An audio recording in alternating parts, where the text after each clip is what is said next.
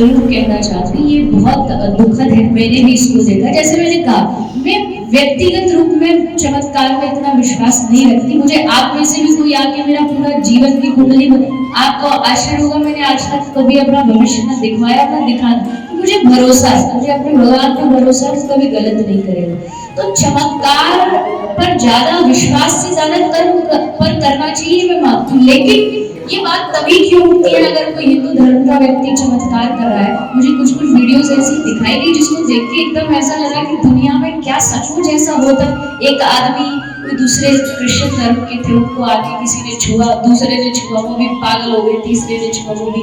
तो अगर आपको चमत्कार पर उंगली उठानी है तो उस समय क्यों नहीं उठाते, ये गलत है।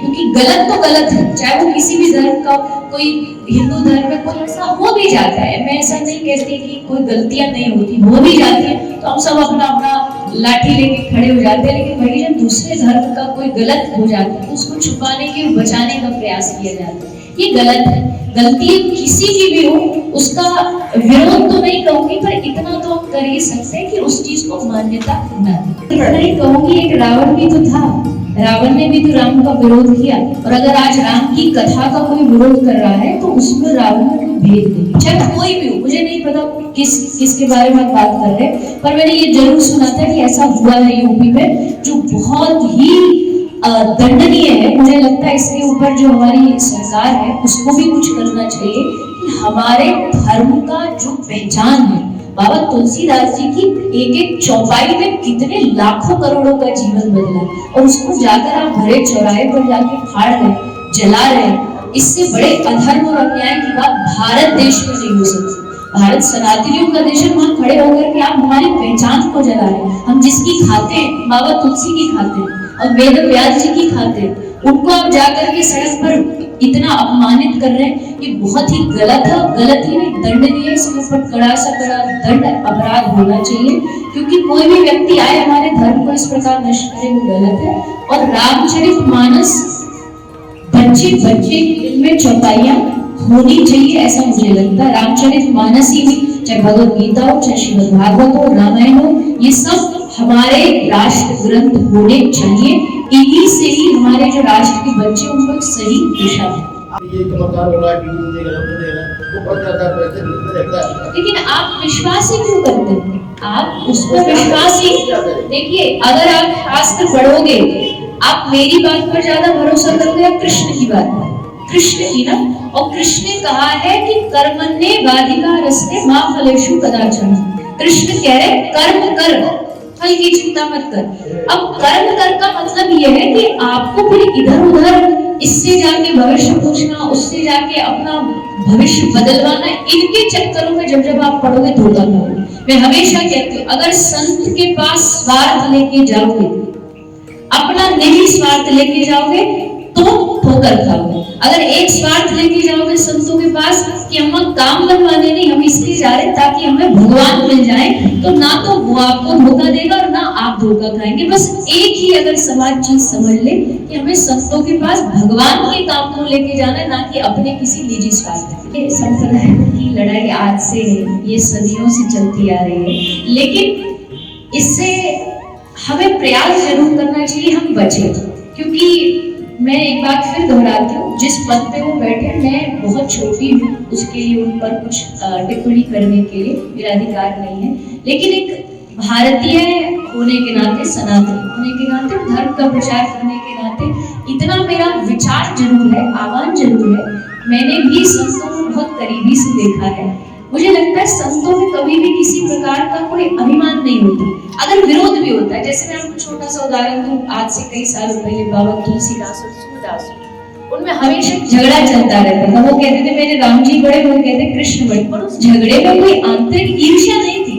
वो झगड़ा बस आपसी विनोद को था, आपस में एक दूसरे के प्रति प्रेम बढ़ाने के लिए था, लेकिन उसमें किसी प्रकार का कोई ईर्ष्या भाव नहीं था। और संत में अगर ईर्ष्या भाव आ जाता है, मुझे नहीं लगता कि संत होने का वास्तविक अर्थ हमको दिया जाए। एक ऐसी पदवी है कि जिस पर आप बहुत ज्यादा उंगली नहीं उठा सकते। हाँ, जहाँ गलत है वहाँ अपने विचार रख सकते, लेकिन मुझे ऐसा लगता है कि बात गायत्री परिवार की नहीं है। और गायत्री परिवार में बहुत अच्छा परिवार है, समृद्ध परिवार है, एक सनातन का परिवार है। लेकिन कभी कभी आज जैसा आपने कहा धर्म व्यापार बढ़ रहा, आज हर दूसरा तीसरा आदमी आकर के अपनी एक अलग लाइन बना लेता है, अपना एक अलग भगवान, अपनी एक अलग संप्रदाय बना लेता है। जबकि हमारे सनातन धर्म में कोई कमी है क्या? 4 संप्रदाय हमें दी गई है, हमारे भगवान निश्चित है। अब हर दूसरा तीसरा आदमी आके संत को, गुरु को भगवान की पदवी दे देता है।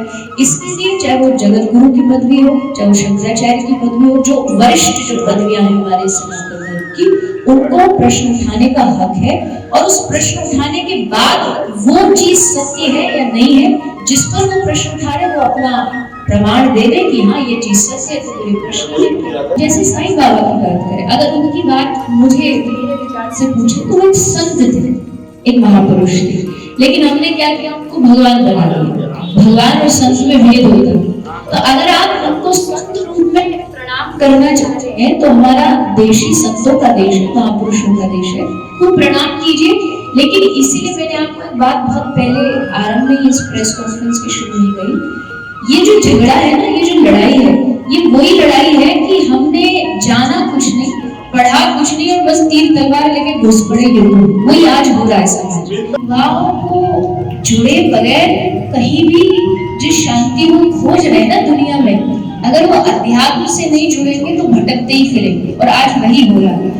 आज मानसिक बीमारियां बढ़ रही हैं, आज हर छोटा से छोटा फेलियर उनको जीवन में इतना परेशान कर देता है कि वो जाकर के आत्महत्या कर लेते हैं, डिप्रेस्ड हो जाते हैं। नींद की गोलियां, आज के बच्चों को अगर एग्जाम में फेल हो जाते हैं तो उनको नींद की गोलियां खानी पड़ती है। अगर इस चीज से हमें थोड़ा सा बचना, युवाओं को बचना है, तो जरूरी है कि जहाँ असली आनंद है, असली आनंद है अध्यात्म। मैं ये नहीं कहती आप सब कुछ छोड़ दो, करो, आप पढ़ाई भी करो, आप कहीं जा रहे हो घूमने फिरने वो भी जाओ, कभी कभी कोई सिनेमा, अच्छा सिनेमा है तो वो भी देखो, लेकिन उसके साथ ये ना भूलो कि जीवन में अध्यात्म का और संसार का एक बैलेंस बहुत जरूरी है। अगर वो डिसबैलेंस हो गया तो उसका दिमाग पर असर पड़ता है, उसी को भी डिप्रेशन का नाम दे दिया जाता है। तो युवाओं से यही निवेदन है कि एक पॉकेट में अगर आपके मोबाइल 24 घंटे रहना है तो एक पॉकेट में आप छोटी सी भगवत गीता भी रखिए और चीजों को बैलेंस करके चलिए, तो आपका जीवन अच्छा। एक बात बताइए, बाजार में नकली सोना वही खरीदता है जिसको असली सोने की परख न होती।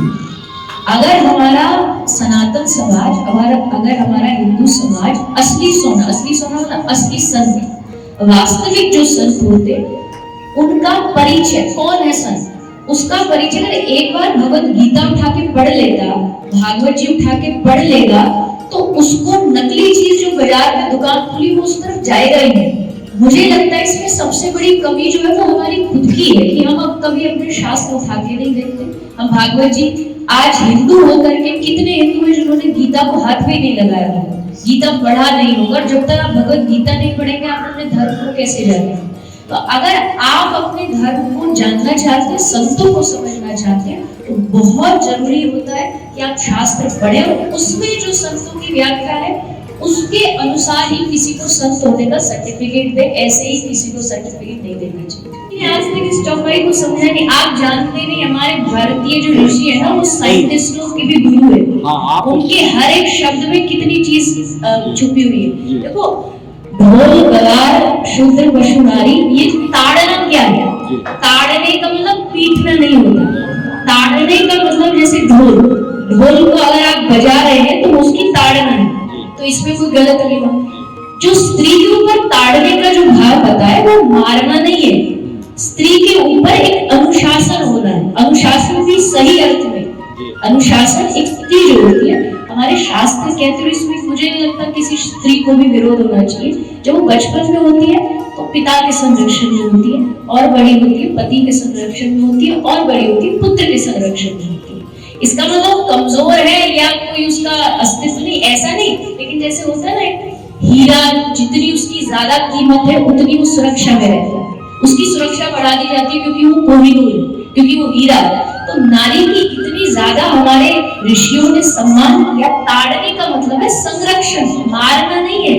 स्त्री को हमेशा एक संरक्षण में रहना चाहिए, एक सुरक्षा में रहना चाहिए। इस पर बड़ी बड़ी व्याख्या मैंने कथाओं में भी दी है, इस चौपाई पर बहुत बड़ी बड़ी व्याख्या दी है, ताड़ने का क्या क्या अर्थ है। तो गलत अर्थ न करें, हमारे ऋषियों पर प्रश्न न उठाएं। उन्होंने बड़े सोच विचार करके इन चौपाइयों को लिखा है, पहले उनका अर्थ समझे और फिर उस पर उठाएं। अध्यात्म अपने आप में चमत्कार है, अध्यात्म को किसी चमत्कार की आवश्यकता नहीं।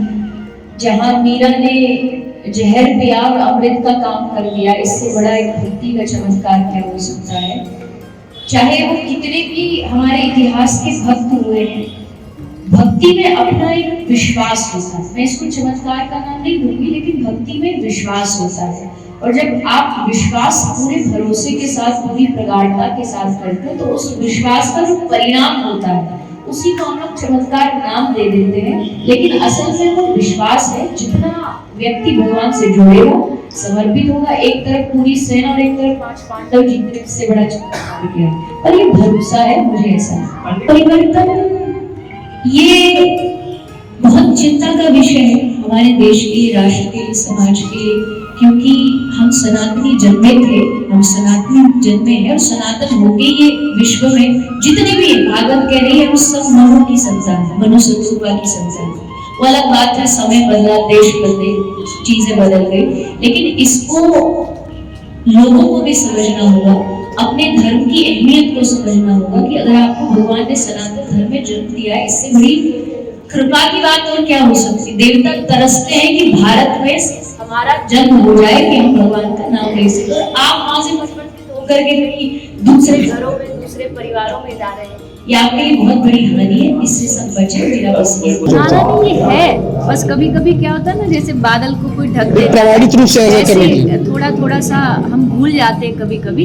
हिंदू राष्ट्र था, है, रहेगा, बस थोड़ा सा कभी समय का प्रभाव आ जाता है। अगर संत समाज और अच्छे से अपने आप को आगे बढ़ाएगा तो मुझे नहीं लगता कि प्रमाणित रूप से भी ये बात सिद्ध करने में ज़्यादा बहुत गलत है किसी को भी स्वार्थवश उसके धर्म को।